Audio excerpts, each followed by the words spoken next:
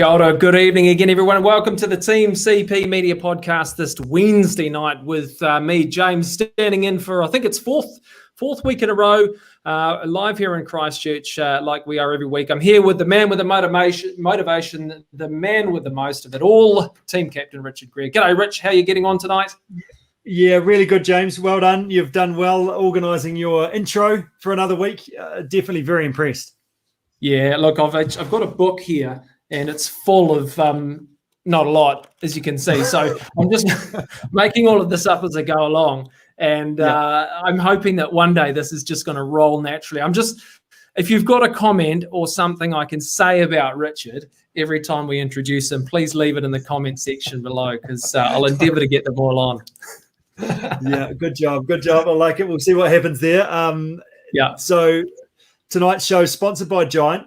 Giant have something for everybody, but one of the key things around our shows that we want to include you guys, our listeners, our viewers, and then also engage our partners as well. Tonight's Giant. So if you do have that comment, we'll throw it in there. It'll help James in his intros and also help you have the chance of winning a Giant prize pack as well.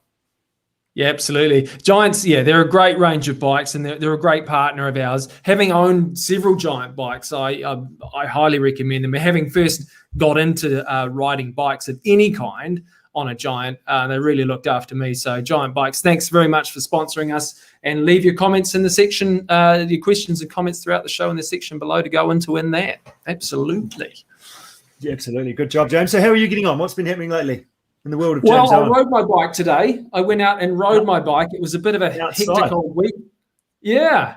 It was really good. I went up on the hills. It was wet and muddy. It was full type 2, and I got a few miles in preparation for our trip to Rotorua in August, which I'm very much looking forward to. Fantastic. Yeah, that's right. There's been a bit of banter around that and a bit of make sure you don't fall off or miss that gap jump. So good that you're getting a bit of practice in, because your bike might come home with someone else if you don't. Yeah, I found that mildly concerning, that the concern was mostly who was going to get the bike if I wasn't able to ride it, which bodes well or not for the rest of the show. Yours is the newest bike. Absolutely. Yeah, so it will be interesting to see how that one goes. Yeah, absolutely. How are you getting on? What's happening for you?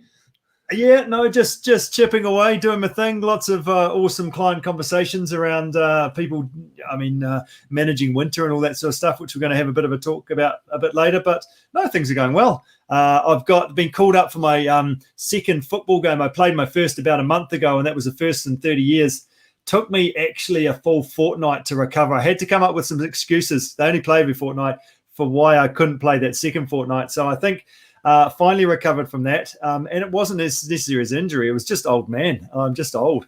So and maybe no warm up and being too enthusiastic, that probably didn't help me either. So I'm going to go and have another crack at that this weekend. So just moving differently and a bit of sprinting and things. So hopefully we can do better with the team of allow it, maybe making sure they get single figures rather than double digits this time around. Absolutely. And how that must have been quite something different from a man that's very much into individual sports, doing a team sport after such a long time. What a different dynamic. Yeah, well, I guess I got into individual sports because it was just easier to manage around university and things like that, and practices and things, and it's kind of just evolved from that. But always enjoy a bit of backyard cricket and a bit of touch rugby and all that sort of stuff. So really fun to get back into it, and it's just fun, isn't it? I think that's the thing we got to, with all this sport that we do, is whether it's the team sport or individuals or adventures, and just have fun. And if you're having fun, you don't realize actually how hard you're going, to the point of last time I was kicking the ball away and not going after it, just running the clock down. I've had enough at about 70 minutes when I found out it was actually a 90-minute game. So we'll hopefully improve on that performance. That sounds like something out of Super Rugby. The last few minutes of a very close game, they just kick and run and grind away and just can't wait for the clock to finish. But anyway, no, that's right. Talking about big events and bits and pieces, maybe we should segue into what's happening in the show and catch up about some of the events that we've got coming up. Yeah, that's right. So we talked last week, our group run and mountain bike adventures get together with the rest of the crew, our Take to Akaroa.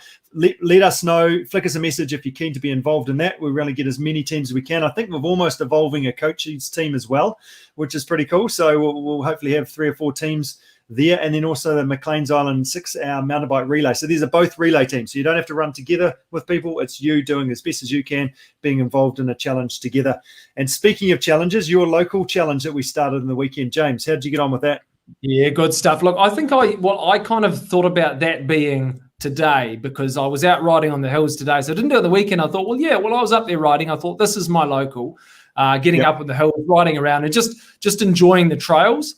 But I started off at the local bakery, which is in West Melton. And good.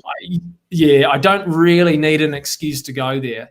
So I went there this morning. Katrina and I just went there just because it was a Wednesday, and we thought, why not? Yeah. So that was kind of our local. And then I supplemented that by making sure I rode my bike on the local hills this afternoon. So that's my pathetic excuse. It was the opposite of rather than having an adventure to get there to relax and enjoy it. It was almost a guilt-ridden trip. I better go and ride my bike now because I have indulged in a few too many pastries from the French bakery just around the corner. Yeah, and I guess the upshot of that was I actually did feel guilty about it today, and I did something about it, whereas usually in the past I'd just go to the bakery and not worry about it. But I felt like today, I was like, well, it's my local, so I probably should do something. Yeah. Well done, James. Well done. Leaving from the front as always. That's fantastic. So the show tonight, we're going to have a bit of a chat to a few different people. So we're going to chat to Eddie Fardell, who joins us from sunny Queensland. He is new to our coaching team, which is pretty awesome. He lives with his wife, Emma, and 3 small kids. And he has done all sorts of different things. He's got over 20 years of coaching, sport, individual events himself. So we're going to have a chat to him to find out a little bit more about Eddie and what he does. We're going to have a little bit of a talk more about winter training and what that's all about as well. But we're going to kick off the show with Billy Bowman. So Billy has just completed his mission, which is a there and back again 6,000K multisport pilgrimage around New Zealand. How good does this sound, James? Oh, I love a good pilgrimage. 6,000 Ks, that's a long way. I'm not even going to try and hypothesize how many trips that is, but Billy's the man that's going to tell us. I'm really looking forward to hearing about this. So, right. So what do you think?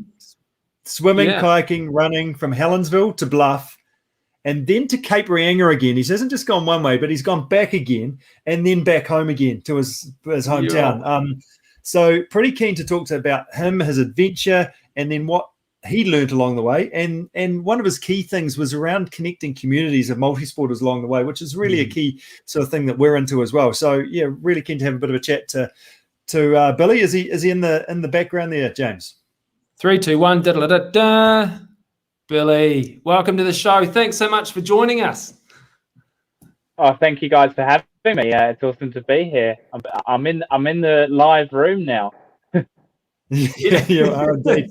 Hey, Billy, how did you come about this idea? Where did it come from, and what were you looking to try and achieve by doing it? Oh, look, I suppose I've done multisport for a number of years now. I started off as a swimmer, but one of my local training routes and training plans has always been from Helensville. I would cycle down to the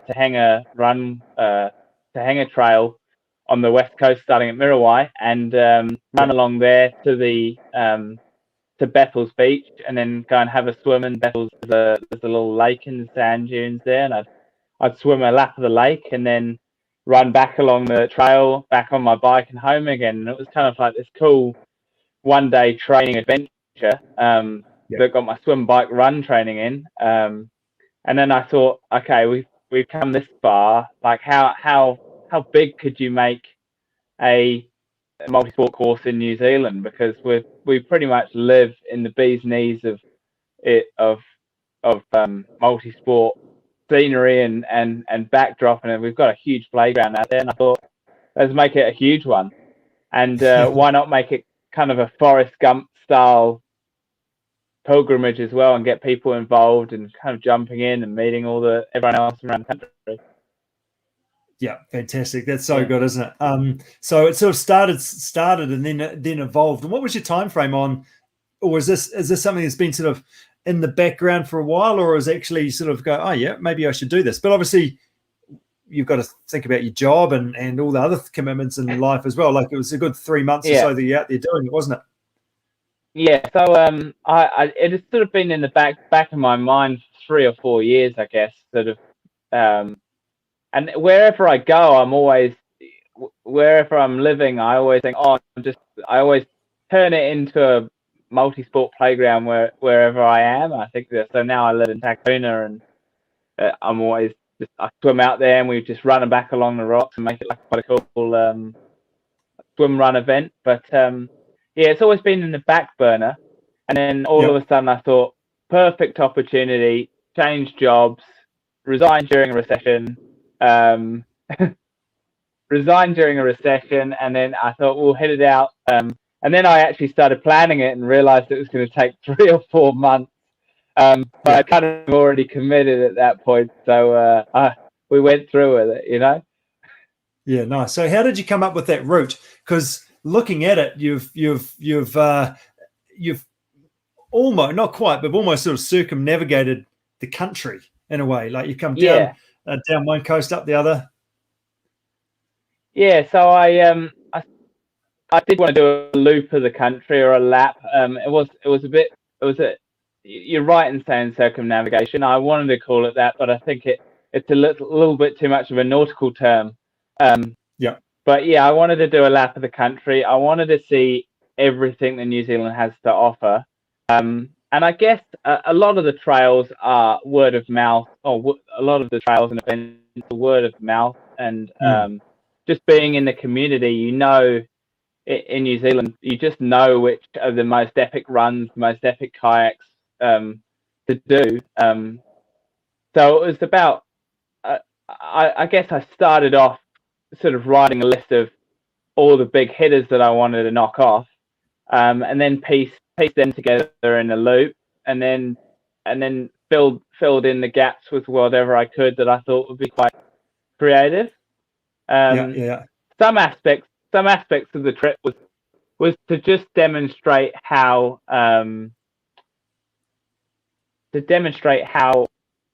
actually multi-sport can be faster than our cars and our modes of transport these days. And actually, day one I proved that because I had a support vehicle following. And day one, I proved that when we cycled down to the northern side of the Manukau Harbour, and then I kayaked across. It took me 12 minutes to kayak across, and it took the driver 2 hours to come round. So I beat the driver by an hour and 45 minutes to the other side, and I just thought it's kind of just demonstrates the original, where multisport originally came from, and it's just a means of transport. Yeah, so were you waiting on the bank, waiting for them to come? Was that like one of the first legs, and all of a sudden you're having to wait for an hour and 40 minutes for your support vehicle to come pick up your bus? Basically, day one, I put the kayak on the beach, and I sort of had to wait 2 hours. Yeah, classic. That's awesome. Did you have a day off? Like, how strict were you on this? Like, because some people that do this are like sort of just go, and I'm trying to beat the clock, and I've got a time frame to be back for, or you're a bit more relaxed with it. Actually, I'm going to listen to my body. I'm going to sort of get into the groove of things, and if the weather's rubbish, I'm going to just look after myself. Or you're all in the whole time? I worked with the weather. I probably only had 6 or 7 days off. Over the 82 days. So I was moving the whole time. I wasn't dawdling. I think I was sort of covering about 500k a week. Across all the sports, all the disciplines. So I was shifting, but I wasn't particularly structured or disciplined with it, because just the nature of it, the nature of weather, and the nature of it's so sort of dynamic that I had to take a really flexible approach to it, really. And on a number of occasions had to change the course or rethink the course. But in the end, it just actually the weather really played with me phenomenally.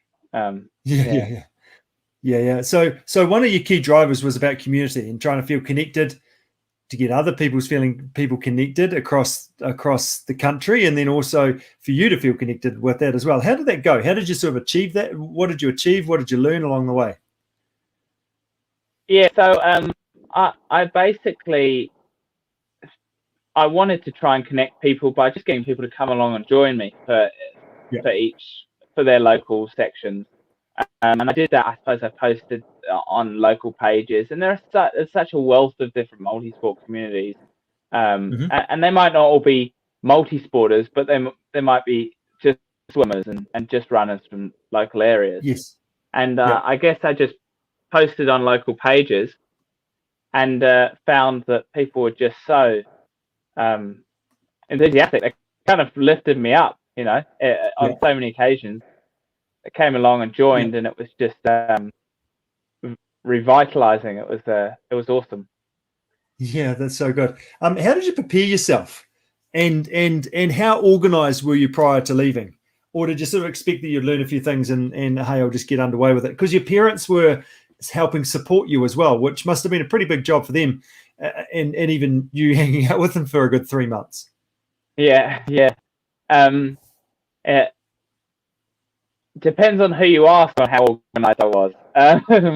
I certainly, I basically left my job and gave about 3 weeks of planning, and then just started.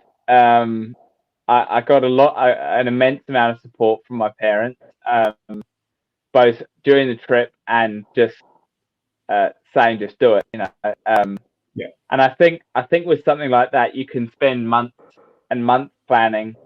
And if I had, maybe I would have got more, I guess, engagement. But I could have had around forever planning it. But I think it was just one of those things that you just got to knock the bugger off, really. Just get into it and learn along the way. Yeah. How did your body adapt? I got it. Did you have any injuries at all? I suppose in terms of physical preparation, I do a lot of multi-sport anyway up here under Steve Farrell. So I'm pretty well trained for it, but obviously it was nothing I'd really done before. But to be honest, being able to rotate through 4 or 5 different sports and sort of limiting it to on average 7 hours of exercise a day, I never really felt that depleted.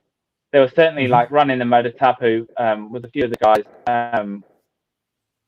So some of those descents are so steep and just relentless that I had smashed quads, but in terms of joints and damage, there was nothing. Which cool. I was, no rolled ankles, nothing, no bike crashes, but certainly some, but it was basically like one huge. It was a super effective training, really. I was training and recovering and training and recovering, and I was doing the damage and recovering, and it was just I never really felt physically exhausted. And to be honest, by the time I finished, I felt a bit like a beast. So it was awesome training. But I actually ended up in hospital twice because I got these kind of bites or nicks or something from a plant or a spider or a mozzie, and they ended up getting, I think maybe because I was run down as well. Ended up getting these sort of big infected abscesses, and they had to got them lanced at Greymouth and Dunedin. So they were actually they constituted most of the days off as well. I think it was about 4 days off in the hospital getting that sorted. But yeah. Could you give me some fluids and some good food and get me pepped up before I get back out the door again? Yeah, basically a slap on the backside and get going again. Yeah, good stuff. Hey, I've as part of this do a bit of research and things about what you were doing, and I read this quote: "The point at which my eyelids were held open and inflated by the wind, and I can no longer close them, was when I truly knew that I was having a unique experience." That's pretty epic. Tell us a little bit more about that. Yeah, that was it was a unique experience. It was actually one of the days where I probably psychologically challenged my mum the most. Because we started off at the base of the Tararuas in just north of Wellington in Kaitoke, and the weather was atrocious. And I knew that there was 1,400 meters of vertical. I think it was 2.5K of vertical, but the highest point was something like 1,200 meters. And I knew weather doesn't get better as you go up. Yes. It only gets worse. So I just sort of, I knew my mum was worried, so I put a brave face on, and I said, it's going to be fine. I'll see you at the other end. Meanwhile, I was sort of having a little bit of having second thoughts of, having doubts, probably the biggest doubts of the day that I had. But I made my way up, and out of the bush line, I was faced with some phenomenal winds, something I've never seen before. It was like 100K winds funneling through the ridgelines to like 150K, and they were just screaming. It was screaming, and I was for a number of ridgelines. I was on my hands and knees, just because I didn't want to end up on the downward side. So I was on my hands and knees a lot, and right at the top, I basically was trying to shut my eyes, and I couldn't shut them just because there was so much wind blowing them up, like blowing them open. So it was like they were drying out. So it was a matter of sort of putting my hand over my face to sort of moisten my eyes, and it was quite surreal experience. Just the raw power of it. Fortunately, it was a northerly wind. Had it been southerly, I would have been at risk of, I guess, high exposure and hypothermia. But it was a northerly warm wind, and I just hammered it through that section. I was still it was still 2.5 hours of open running, but it was the rawness of the weather. It was just humbling. And being so exposed up there, just to get a feel for like just how big, like New Zealand's a small country, but how big it is when you get out the back of beyond, and the weather, and just how insignificant we are when it really wants to hammer through. Because often when it's weather like that, we're like, I probably won't go out today. But on those sorts of days, you really get a feel for it. What are some top tips? What do you have? 3 top tips for somebody that's looking to have an epic adventure, a multi-day mission like this, from your experience? Probably keep the multi-day to single-figure days. Okay, right. Because why is that? After a while, you do actually get bored. But I'd say under 10 is a glorious number for you, and you can pack it full of a lot of excitement and get the full feeling of it without suddenly realizing that you're 3 months in and you're missing out on life. Yes. Well, did you ever sort of think, oh, what am I doing here? What's the point? Yeah, totally. You just, and you kind of feel a bit selfish because you've got support crews following. I had mum, dad, then another guy, Rob Gleason, and a whole bunch of guys from our club, Steve Farrell, Rob Wiley, and Carswell. And you can tend to feel a bit selfish, as if it's sort of they're just chasing you around the country. But I think, that was it was those moments when I'm like, oh, I feel selfish. Like, why am I doing it? But at the same time, I put a lot of effort into making it as much of a fun experience for them as well. And just remembering that actually it was a little bit bigger than just me. It wasn't just a big holiday for me. It was about showing everyone how cool New Zealand is, showing how multisport is not just a sport; it's a way to engage with our environment and to enjoy what we've got out here, and then also just engaging with other athletes who just you feel part of it. You know, we are one big community here in New Zealand. Nice. And so if your why is strong enough, you'll keep going. And obviously your why around those sort of key reasons of why you first set up is exactly why you're doing it, which is brilliant. So that's number one. So keep your adventures to the single digit worth of days, ideally. Right. So that's one. Yeah. What's number two? Number two, I guess, is keep your why in mind. You know, if your why is not right. And then number three, I think nutrition is always a huge one. Yeah, I was basically just eating anything that was available. Just if you put food in front of me, it's gone. And that was a really enjoyable experience. And without putting weight on, just eating everything. But yeah, I think staying engaged with where you are, like staying engaged with the environment, soaking it up. Because the awesome thing about it is that although you're moving relatively quickly, you're moving slower, and you get to experience the air temperature, the weather, the smells, the scenery, the different roads. It's just way more of an intimate experience with our environment, and I think just really enjoying that intimacy is like that keeps you just happy. It keeps you keeps you stoked, keeps you positive. Yeah, no, that's awesome. What was it like going back to normal life after such an epic mission and having that direction and purpose every day that you had during that adventure? How have you gone now? Like you finished at the end of May, I think, didn't you? No, I've only finished 3 weeks ago. 3 weeks ago. Okay, right. So 3 weeks ago. Generally after like a big event that you do, it usually takes a couple of weeks to actually have a bit of a come down. So I'm feeling that we've kind of caught you right in that middle of the best bit of the come down, or the worst bit, as you might say. Well, I think by the time you get a lot of time to think over 90 days of just destroying yourself. I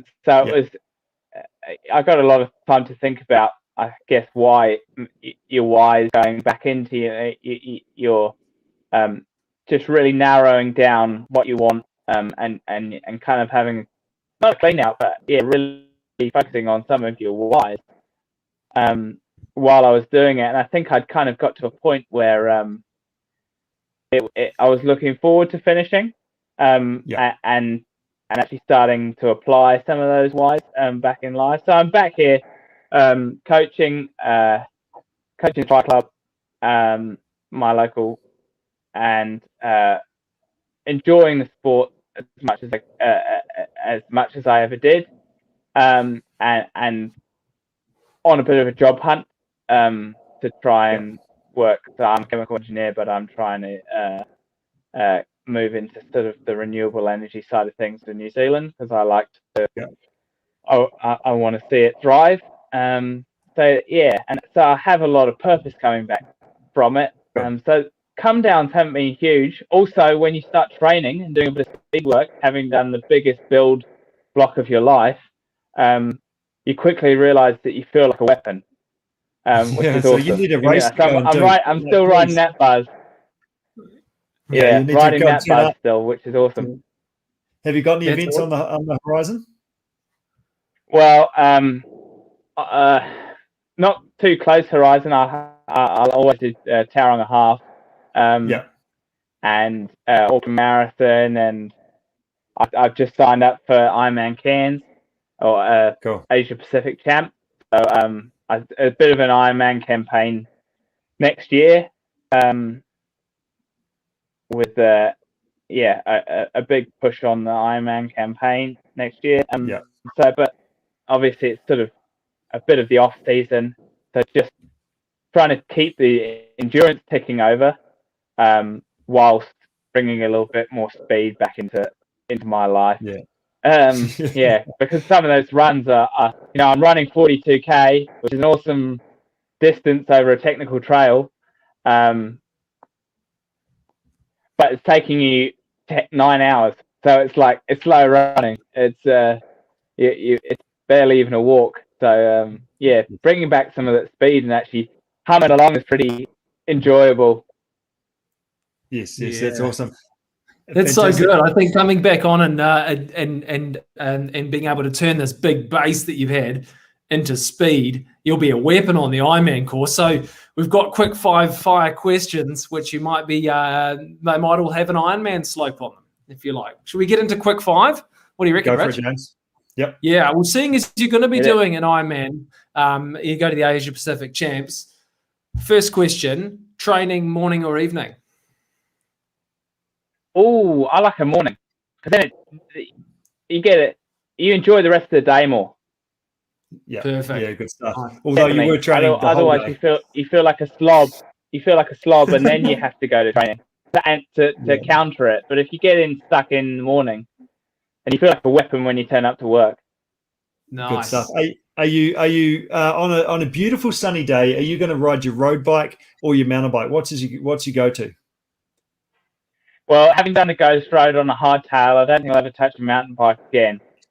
Oh, really? Okay. Yeah. Yeah. Fantastic. No, I do enjoy. I'm a very tame mountain biker. I'm more like a gravel bike rider on a mountain bike. Okay. Yeah. Nice. But so we'll go road bike.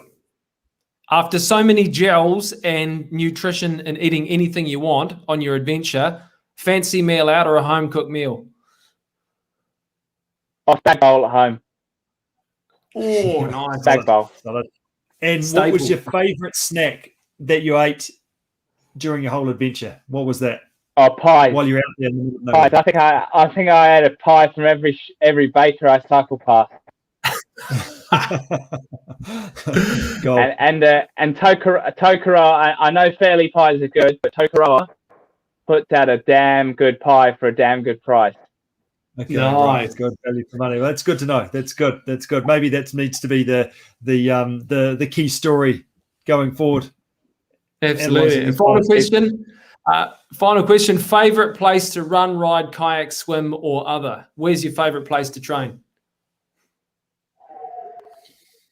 Run is actually home. I love the Tahanga Trail, the West Coast, the Hillary Trail over on the west coast behind the Waitak. Swim. Akaroa was epic. Nice. But that was because we had an awesome. It was epically cold as well. Cycle. The west coast through Punakaiki, that section of road through there is just spectacular. And then what else do we have? Kayak. The Cook Strait crossing had good conditions, but just landing in the Marlborough Sounds up on Arapawa Island, at beautiful plunging cliffs into the Cook Strait. That was phenomenal. Yeah, wow. Epic Billy. Awesome. So good. Hey, thanks so much for joining us. Great to be able to, share your story and well done on the massive adventure that you had and awesome to help, inspire others with the adventure you had. Well, actually, it's all out our front doors and let's get out together with others and go and explore and enjoy the adventures together. Yeah, exactly. That's the message. Well, thank you very much, guys, for having me. It was awesome to catch up and have a little poo with you guys. Yeah.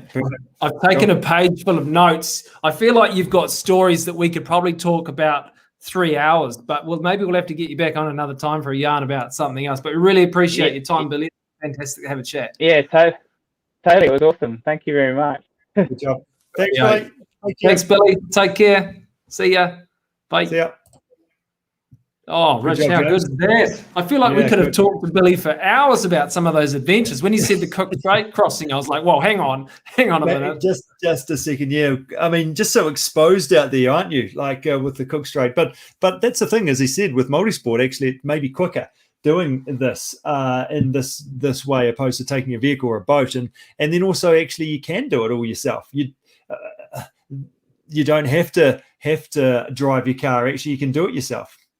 Yeah, absolutely. And then, I mean, having harked back to some of our previous friends on the podcast and people that we've had and talked to, that's where most of their kind of hands-on learning comes about. Their training is just going A to B, to and from work, or those local kind of missions, and just using your what you've got, your hands and your feet, to get you where you need to go. I think it's great.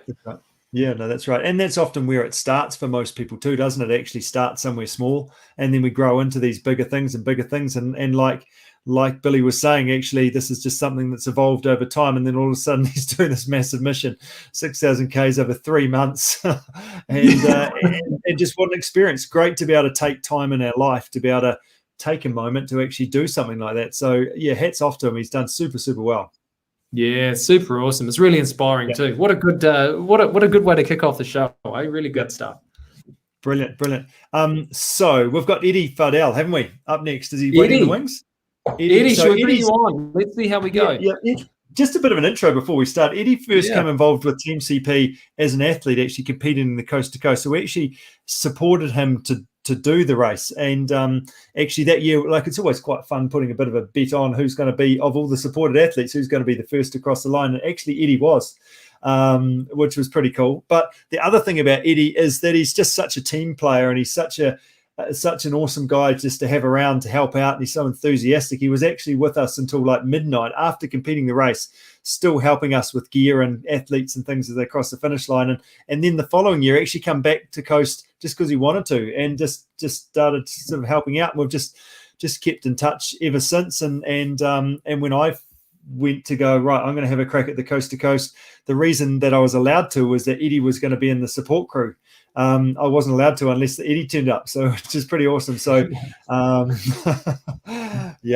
to have him on board. So we've managed to snaffle him, grab him, and try and bring him into our coaching team with all his experience he's got too. So Eddie, is he back there? Eddie, let's see how we get on, mate. Here we go. Here he is. Eddie, we've had a bit of internet of a challenge this evening. How are you getting on tonight? We have the world's worst internet connection here, and I think if James disappears, it gets a little bit better. So I'm sorry, James. I don't know what that says about you, but look, that's not the first time I've heard that. I've heard that before. Look, I'll take it. See you soon. Hey, good stuff, Eddie. Just give us a bit of a background. How did you get into endurance sports, and where did it first start for you? And what have you done across over the years? I think I was always a sporty kid growing up, and like Billy said, he was a swimmer, I was a swimmer, and all through school I swam. But it wasn't really until I went to uni down in Canberra where I first got into triathlon. And I started working at the Institute of Sport straight out of uni, and I saw one day the AIS triathlon team come in, and they were doing laps and laps of the pool, and I thought, these guys are crazy. They are swimming so far. And I think from then I sort of first got into triathlon. And as most things I do, when I go in, I go all in. And within the first year, I'd probably done a couple of half Ironmans and signed up for an Ironman. And I think that's how I first got into it at uni. And then over the next probably 10 or 15 years, ended up doing lots of halves, a couple of Ironmans in there. And then a friend said to me, "Oh, you'd really like adventure racing." And I was like, what the hell is adventure racing? But I heard about it and joined a team. And my first race was a 48-hour adventure race. And instantly loved that and loved racing with this team.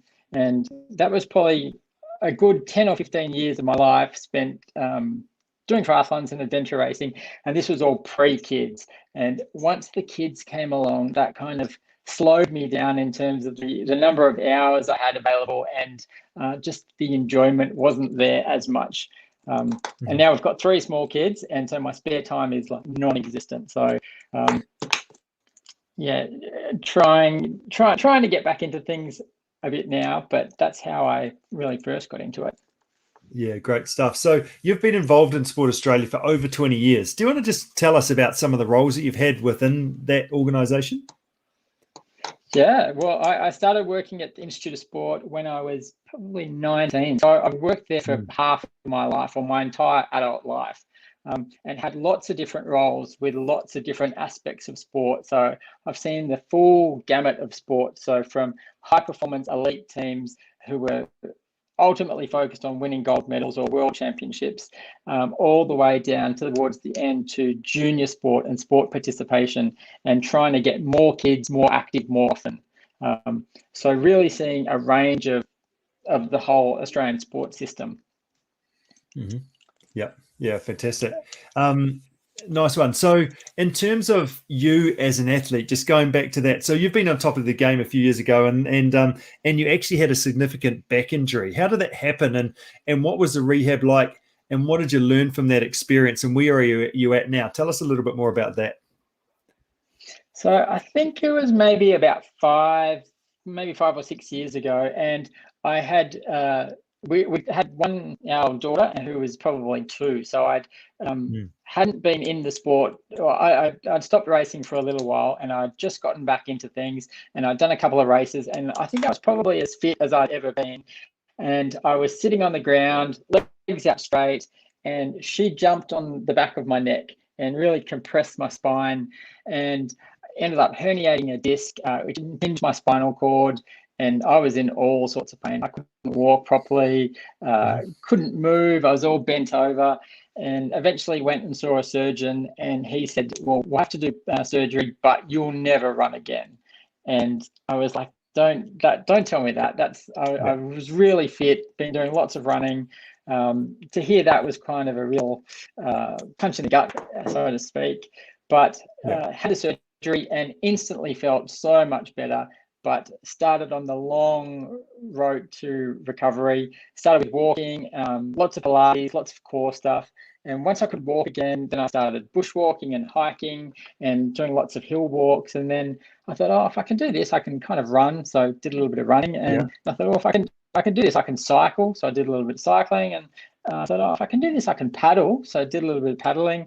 And then a friend at work said, I'm doing coast to coast. Do you want to sign up? And I thought, oh, it's always been on the bucket list. So yeah, sign me up. And probably 18 months later, after lots of training and lots of work, was on the start line and got through the race with no dramas.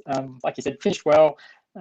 Told my surgeon that he was either a really good surgeon or he was a liar, but I can run again. So, but the road back to recovery was really long, and I was really methodical in all of the work that I did. So all of the core strength, all of the glute strength, lots of Pilates. And prior to my injury, I didn't pay much attention to strength and core stability. But since then, I've learned the hard way that it's so important, especially as we're getting older. Yeah, unfortunately we are, Eddie. You're also a kayak coach as well, and have actually helped a number of people with their grade 2 certificate in Queensland. So having coached a number of people to learn the skills to successfully negotiate that WIMAC, and also coming from Australia and overseas and paddling the river yourself, what are some sort of key things that you would say that would help people have a good day out when they're not local and unable to sort of paddle the WIMAC prior to race day?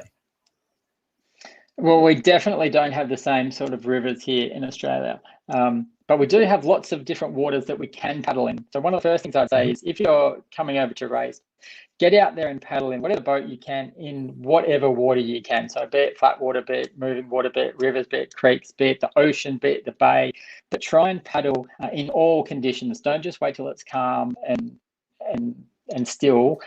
If you can, and do it safely, paddle in all sorts of rough weather, chop or surf, or just spend some time in your boat. That's number one. Number two, on race day, make sure you're in the right boat for you. And I've seen a lot of people learn this probably the hard way, and especially a lot of Aussies that come over are either good at triathlon or good at Ironman, so they can swim, they can run, they can bike ride, but they haven't got much experience paddling. And they look at other athletes and they want to do well, and so they hire a boat that is a super fast boat, but may not be super stable for them. And a few people I have seen have made the mistake of being in a boat that's not stable enough for them, and they have spent more time in the water swimming than on top of the water paddling. And the guys that I've had the best experience with, they have paddled a slightly slower and maybe more stable boat, but they've gotten down the river with their hair dry and have gone on to have a good day. So definitely paddle a boat that is probably more stable than you think you need, especially for the Aussies coming over. And then finally, I used to like watching the boat in front of me. So watching the boat in front of you, you can see really what the river is going to do, or what the conditions are going to do, and helps you pre or anticipate what's going to happen when you get to that point. So if you're looking 50 meters down the road, watching the boat in front of you, that'll give you a good indication of what's going to happen. And then the final bonus tip is, whenever you're paddling, make sure you're wearing a life jacket. We see so many people over here paddling skis in the ocean, and just here in Brisbane in the last couple of months, we've had a few people not come back and they weren't wearing life jackets. So make sure you're wearing a life jacket. Yeah, so simple, isn't it? That's some good bonus advice there, Eddie. Thanks for that. Do you have a goal currently? Are you currently working on something yourself? Not really. And it's every time someone asks me that, it's a hard question because I'm torn. I've still got unfinished business to try and go fast, but at the same time, I think the most enjoyable race I ever did was a 3-day adventure race with my wife in Vanuatu. And that was not trying to go fast at all. That was all about doing it together and doing it with someone else and enjoying it. In my old adventure racing team, I was definitely not the strongest. And so I spent a lot of time watching the back wheel or watching the feet in front of me. And I got to miss out on a lot of the scenery and the enjoyment because I was just trying to keep up. But when I was racing with my wife, we were just there for a good time, and we weren't very fast at all. And so I'm still torn. Do I go back into things to try and go fast and tick off some unfinished business, or do I try and race with some people to have a good fun time enjoyment? So I'm torn at the moment. I'd like to do God's Zone. Whether I do it which way or the other, I'm not sure, but I'd like to get into God's Zone and do some longer stuff, but maybe do it with some people to try and help them through the race. Yeah, nice. No, that's awesome, isn't it? And there's nothing saying that you can't do both. As you're getting older and older, Eddie, the old the age group categories means you can start going fast as well, relative to us old lads out there. Well, as an old lad yourself, you're pretty fast, so I don't think I'll be. I don't think you've got anything to worry about for me, that's for sure, at the moment. Oh, we'll see. No, that's awesome. Perfect, Eddie. Well, great to have you on the show. Fantastic to have you as part of our team, and looking forward to working with you going forward, and ultimately being in Queensland. You're going to come across here as well, and living the good life at sort of 22 degrees today. We'll definitely have to come over and see you as well. Definitely. Always welcome anytime. We've always got good weather. So it's one of the hard things for me to try and think about is that you guys don't get good weather all year round. So it's adapting that training that we just don't have that problem. We can swim all year round outdoors, which is nice. Yeah, that's crazy. We have good weather, but you just got to have even better clothing. True. Very true. No, good stuff. Great to have you on board, Eddie, and we'll look forward to catching up with you soon. Thank you. Talk tomorrow. Nice work. Thank you. See ya. There we are. What a great interview. Eddie's fantastic, eh? That's really great to listen. Thanks so much, Eddie. I didn't jump on because internet and stuff. So, great interview. Nice work. No, Eddie's awesome. And as I say, great to have him as part of our team and learning from him with all his experience of triathlon and working within high-performance sport, and to have him as part of our crew. And just a good guy. Yeah, I typed a little question there. I took heaps of notes actually from what Eddie was saying. But one thing I'd be really interested in if we ever had a chat again is obviously the difference between like Ironman and long distance triathlon racing compared to adventure racing. Obviously, you've got different disciplines in there, but I'd be interested in Eddie's thoughts on what the biggest difference is. Obviously the disciplines are one thing, but there's quite a different mentality to approaching training for things like that. I'd be interested in that. So maybe that's a discussion for another time. Yeah, well, you've done the old Ironman thing and lining up for Taupo as well, James. Is that correct? That does get you fit. I don't know what the dates of God's Zone are, but you could almost answer that question yourself. Yeah, yeah. Well, if I take Eddie and Billy's learnings, I think there's no time like the present. And from what I've heard from both of those two gents tonight, is that you just got to go in 2 feet and all, and just kind of get into it. Don't put up barriers. Just break them down and see what happens. Exactly, and that's what this whole thing is about, isn't it? Can I do that? I'm not sure. Yeah. Well, that's definitely motivating, and it means that it doesn't necessarily need to be competitive against others, but it's just to see if I can, and I think that's always the best motivation. Yeah, absolutely. And if Eddie can come back from an injury like that and say, okay, well, have a surgeon tell you that you're not going to train again, or you're not going to run again, and then start walking, and then start bushwalking, and then start cycling, and then just gradually build up, anything's possible, really, isn't it? Yep, absolutely. Good stuff. Yeah. Fizzed up again. Well, should we have a bit of a chat between the two of us? Let's talk winter training, shall we? And a few bits around that, seeing as it is cold and wet here. Where are we going to take this tonight?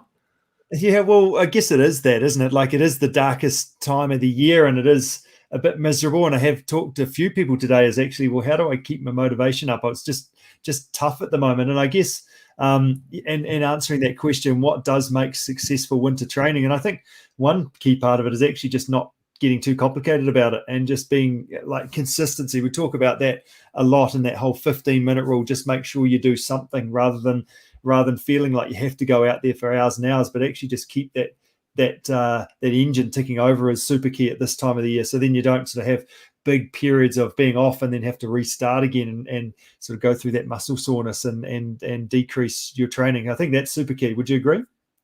Yeah, I do. One of the quotes that I've heard Oscar from the front runner use quite a bit is that your base, the level of your base training makes your peaks higher.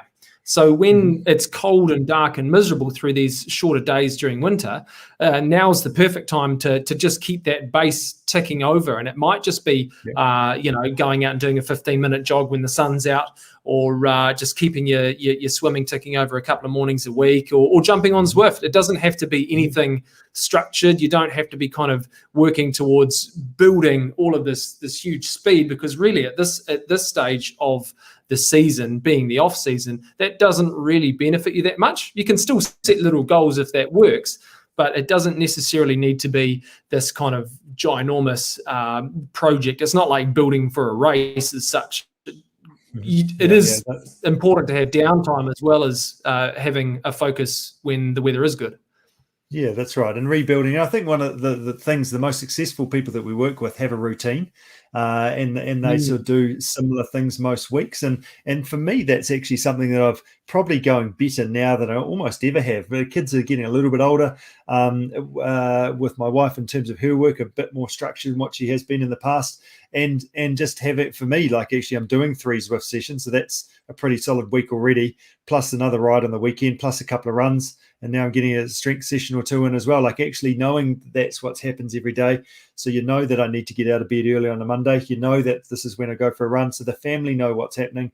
And then you kind of just don't need to think about it. So the less you need to think about it and negotiate with yourself in your own head, I think that just makes it the whole process that little bit easier of getting out the door and doing what you need to do.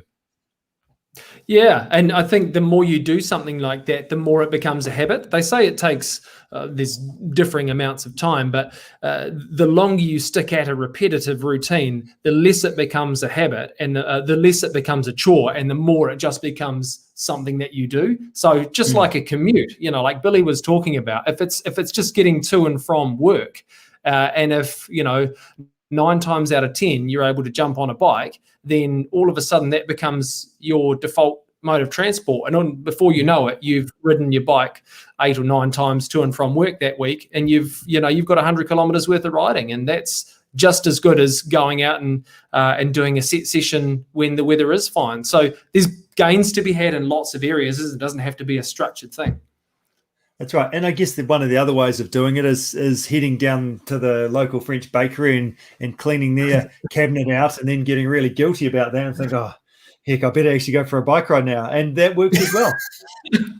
Yeah, absolutely. Yeah. Sometimes, it's about actually balancing out the guilt. So, and that's, I mean, that's one thing that happens with the cold, isn't it? And sometimes it is nice just to have a bit of comfort food. But if you're balancing out that comfort food and putting on the food blanket, it's nice to kind of jump on Zwift, have a bit of a sweaty session, and just balance all of that stuff out. Just keep everything kind of ticking over to some degree when you do get back into training. When the days start getting longer, it just makes it that little bit more achievable. How is that an approach that you're taking at the minute? Do you take that approach thinking that if the work that I do now will make this easier for me to transition into longer stuff later?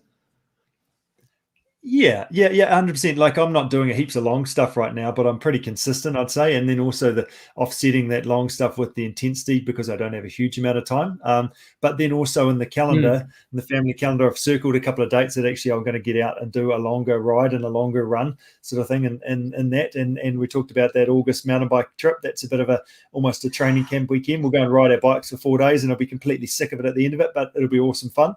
So those sorts of things are really key. And I think the other thing is, like, in terms of building that base and dealing with winter, is actually doing some testing. So we've done a couple of FTP ramp tests, and that's a bottom line. And then I improved by, 7 watts or something in the next one. So not huge, but it's still an improvement. And you can see that progress. And then if you're not improving, well, why not? So we can do something about it. But also has that short-term focus of, right, let's do 6 weeks, go and have a crack at it, test again, and then see how you're progressing. So that makes quite a difference, I've found as well. Yeah, and 6 weeks is a nice amount, isn't it? Because that gives sufficient time for your body to build adaptation to the stress that you put on it. But it's not so long as for you to get lost in the trees and think, oh no, where's the goal at the end? Like 6 weeks is, it's you can see the finish line there, and you kind of gives you a focus in the short term. And by the time you've done a 6 week build, often we're through the worst of the weather anyway, and the days are starting to get longer by then, aren't they? That's right. Absolutely. No, that's great, James. Perfect.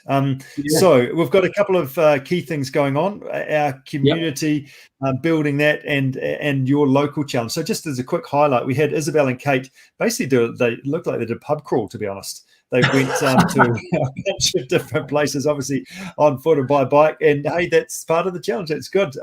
We had Matt Stewart, who was up in the snow, and then got a coffee on the way home, which is pretty cool.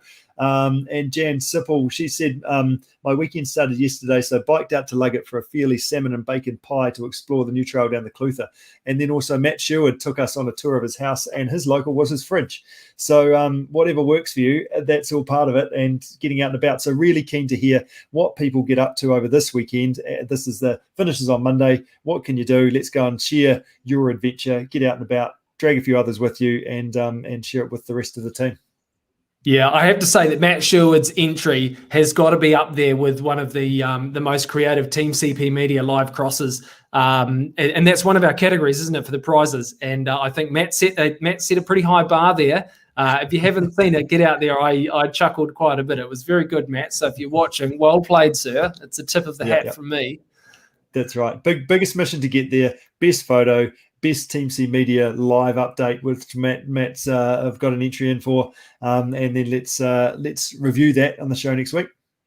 Yeah, absolutely. How are we at? I think we're almost at time, aren't we? I think we are. Well done, James. Thanks for pushing the buttons tonight. Thanks for your enthusiasm, and thanks for joining in, and also a big thank you to Eddie and Billy for joining us and sharing their stories of all the awesome things I'm doing. Hopefully you've learned something from tonight, because that's a key part of what we're trying to do here. Yeah, absolutely. And also thanks to our show sponsors, Giant Bikes, and of course True Fleece, who's clothing us as always this week. So thanks to our show sponsors, and we're looking forward to catching you again on another episode. Thanks so much for tuning in, everybody. Good job. Well done, team. Rightio. Thank you, James. Over and out. See you. Bye-bye.